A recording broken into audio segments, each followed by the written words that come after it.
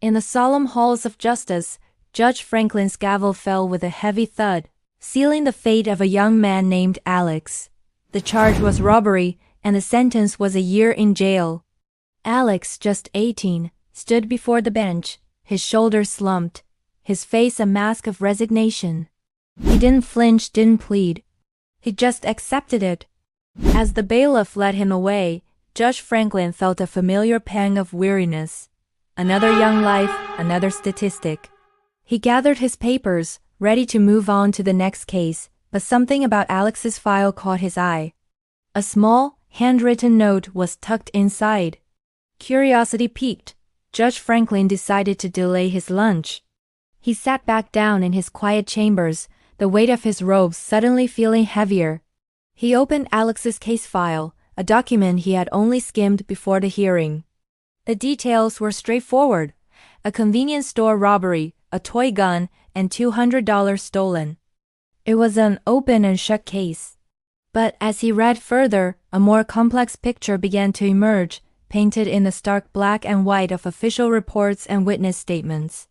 The first surprise was Alex's record, completely clean. No prior offenses, not even a parking ticket.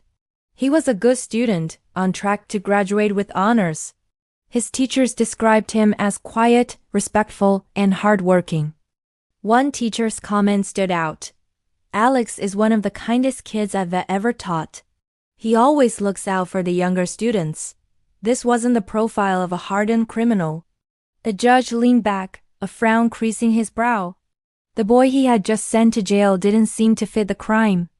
Deeper in the file, he found a social worker's report. It detailed Alex's home life. His father had passed away 2 years prior. His mother, battling a severe illness, was unable to work. Alex had taken on the role of provider, working a part-time job after school to make ends meet, to pay for groceries and his mother's mounting medical bills.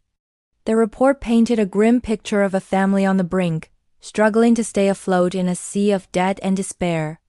Then, Judge Franklin found the note he had seen earlier. It was from Alex's mother, written in a shaky, frail hand.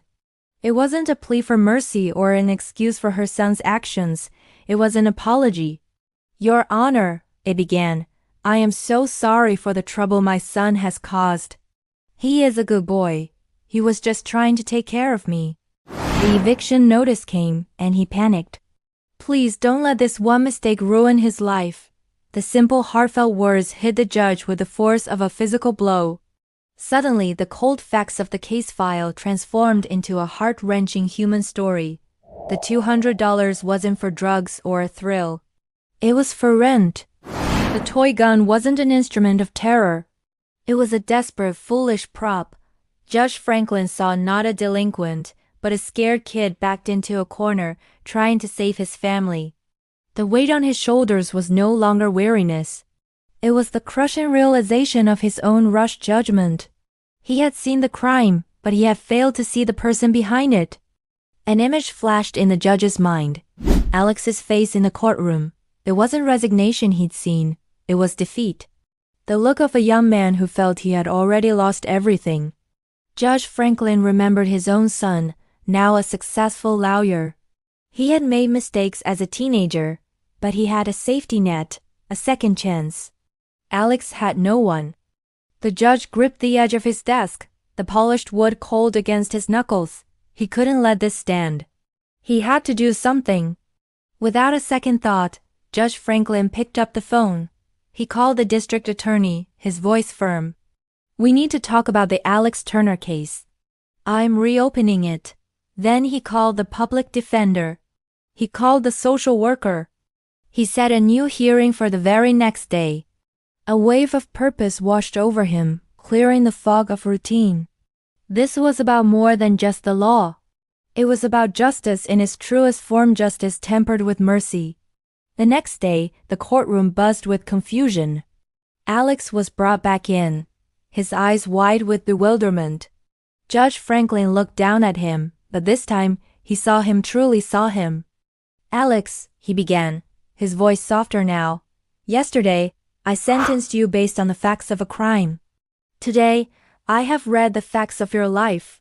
He recounted the story from the case file. The story of a boy trying to be a man, shouldering burdens far too heavy for his young age. Then came the moment that left the entire courtroom breathless. Judge Franklin looked at Alex. "I made a mistake," he said, his voice echoing in the silent room. "Your sentence of 1 year in jail is hereby vacated." A gasp rippled through the gallery. "Instead," the judge continued, "I am sentencing you to a different kind of year. A year of paying back the $200 to the store. A year of finishing high school with the honors you've earned. And a year of letting your community help you."